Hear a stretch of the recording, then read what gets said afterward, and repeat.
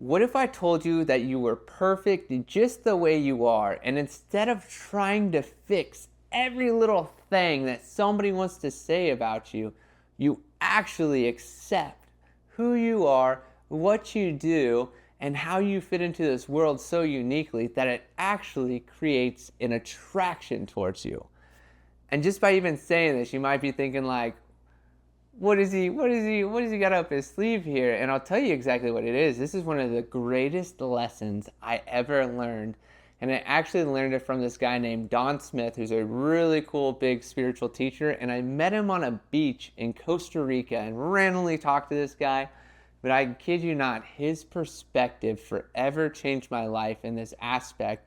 Because essentially what Don was showing to me is like, we got into a random conversation, just give you a little backstory. I talk to everybody I meet in public, it's crazy, but this guy and I were starting to talk about, life and stuff, and I told him I was in Costa Rica sitting with ayahuasca, and he's like, why are you sitting with Aya? And I was like, oh, I just feel like there's stuff that I need to work on and shift around. And he goes, you know what that is? And I was like, what do you mean? I was like, I'm very into like self-help and, personal development. And he goes, you know what that is? And I'm like, no, tell me what it is.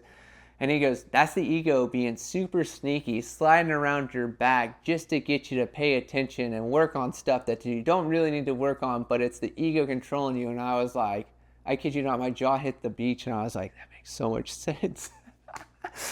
And what this did was it really opened up my eyes, because from there, we're looking out at a beach in Costa Rica, and he's like, let me show you something. I'm like, all right, Don, what are you going to show me? And we're just looking out at a beach, and he goes, this is your divinity. And I'm like, all right, that's an ocean. And he goes, yes, it's an ocean, but you can only be here because you believe that you'd be here and that you truly are seeing yourself in this moment and what you believe. And I was like, okay, that makes sense.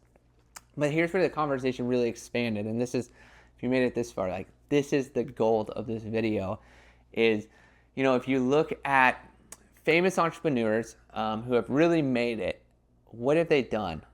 They've accepted themselves. They know exactly who they are. They know exactly what their shadows are. And they've learned that their shadows and who they are attract people faster than their words and actions could ever do. Because if you think about it, and we'll tie this together really nice at the end, but if you think about this, think about how when you're in a relationship, you attract the same person over and over and over again. And when you do the work, there is some work that you do need to do in all this, but when you do some work, you advance and you're like, oh, now this person's showing up. And every time until you change something, the same person shows up, right? Now, if we apply this to business, and you're able to stick with me here, we're going to solve something huge, okay? So if you want the same people to show up in business and you like your consumers, you have to put your shadow out there, because your shadow is going to attract these people so effortlessly, and they're going to continue to show up like that ex in the relationship. You're like, why does this person keep showing up? And here's how it works out really nice. Jeff Bezos. If I had to guess, I actually know somebody who worked for Blue Origin and was very closely connected to Bezos. His number one shadow in life is, I would say, impatience. Why do I say that? Well, if you think about Amazon, what does Amazon do, right? It gives you packages in the shortest amount of time possible. Seems like a pretty good sales point. And if anybody actually does know somebody who's been around Jeff Bezos, if you're not as smart as him, he doesn't have the patience to even be in your space, because he wants people around him that's smarter than him, because it keeps him going, right? And if I had to guess, say Elon Musk. What is Elon Musk? Mr. Musk, who wants to go everywhere and do everything. I would say Elon Musk's shadow is like curiosity. Like, he's probably one of the most curious people I've ever met. And I'd say maybe that's why he's trying to go to space, or trying to get energetic cars. It's just like, innovative people are curious about how to essentially expand the future, right? And it's like, and his shadow might show up in just different ways of being so curious that it gets him in trouble, or so curious that it pisses people off that he does stuff, you know what I mean? But it's like, at the end of the day, he's going to stay curious, and Bezos is going to be impatient. But what both those entrepreneurs have done is essentially they understand who they are, they understand how they fit in the world. They really don't give, for lack of a better words, they don't give an F about what anybody thinks, because they know what works for them, and they know the true they are to themselves. The more they understand their shadow, and the more they can integrate that shadow into reality, the more people that are going to continually show up to them and help them serve whatever they're serving, if that makes sense. So there's better words for that, but you get the gist of that. Is like, instead of, and don't get me wrong here, there's always fine tuning that we can do on things that maybe are destructive or self-sabotaging in that scenario, but you got to look at yourself as this puzzle piece and understand that you are uniquely shaped to fit into some element of life. And here where this gets a little tricky, so stick with me, but there's going to be moments where, for instance, you're going through struggles, you're going through challenges, you're going through obstacles, and you're going through hardships. Why is that happening? But we can actually switch that to like, what is this happening for us and a reason? And what is that doing is that's teaching you how to be the person that you need to become in order to do what is the next step for you, if that makes sense. So like before starting WKNDR Collective, I was, traveling the world. I freaking loved it. I had just so much money. And then as soon as I got WKNDR, I swear to God, my money disappeared. My free time disappeared. I was burnt out. It was awful. It was absolutely awful. And I'm like, why me? Why me? And then it's like, it flipped, and it was almost like this paradigm of like, oh, I'm going through what people are going to be feeling in this. So by going through it, I have my firsthand experience on it. 2, it's also going to teach me how to be a leader by being able to get through this on my own without other people around me. And that's what I'm going to share with people. Got it. Okay. So if you understand that, like the obstacles, the challenges, and like the unfortunate stuff that happens in life, it's literally just helping you learn the skills you need to be the next person. But if you can honor that system with also understanding who you are and how maybe, you talk to people this way and it pisses off half the crowd and it makes the other crowd happy, or maybe it's how you teach something and you're different than the rest of the crowd, but like these people love you. Like it's literally this game of understanding, like I said, your shadows, how to integrate your shadows so that they don't destroy your life, they actually build your life, knowing that that's your greatest tool of attraction, and also being so authentic to yourself that it doesn't matter who says what about you, whether it's positive or negative. At the end of the day, you're just being yourself, and it doesn't drain you. It actually empowers you. It gives you energy, and it does all the work for you. Like that's the hardest thing that I'm trying to describe here. But I think the key is, number one, to accept yourself. You have to accept yourself, and you have to know that you're going to be imperfect, but you're going to be perfect for something in this universe, whether that be a leader, whether that be a healer, whether that be a business person, whether that be a friend, whether that be a volunteer, whatever it is, you have to just figure out where it fits. And I think the best way to figure out where it fits is just continually see, number one, where do you feel good in life? Number 2, who accepts you? I think is a big one. Because I even think like when people don't accept us for when we're being authentically ourselves, it really pisses us off and it kind of hurts, and we're like, why is that person being that way? But it's also like the universe saying, this is not for you. So for instance, I just shot a wedding yesterday, and and I hate shooting weddings. I did it for the money, but a lady was just being like, her energy is icky, and I'm just like, this is a sign from the universe that I am not shooting any more weddings, and I don't care how much they pay me, I'm not shooting one unless I absolutely have to, right? But it's like, it's understanding like that is like every other photographer and videographer shoots weddings and they do it during, slower season, and I'm like, that's not a solution for me. What is a solution for me? I love to share information. I love to help people who are appreciative of my help and my knowledge. And I love to connect people to freedom, because I think that's one thing I've never felt in this life is very free. Like there's always some restriction. And I'm like, God damn it, why are you showing up? But it's taught me to like be resilient, but also like that's what I do is I love sharing. I love sharing so much that the first, I'd say 5 years of business, I overgave. People took advantage of me. I was more worried about how other people felt in myself. And that was like my shadow is like, I'm a giver. I am a giver and I love giving. But more recently, I've understood I only love giving when people appreciate it, and they don't even have to really pay for it. It's just like they appreciate it.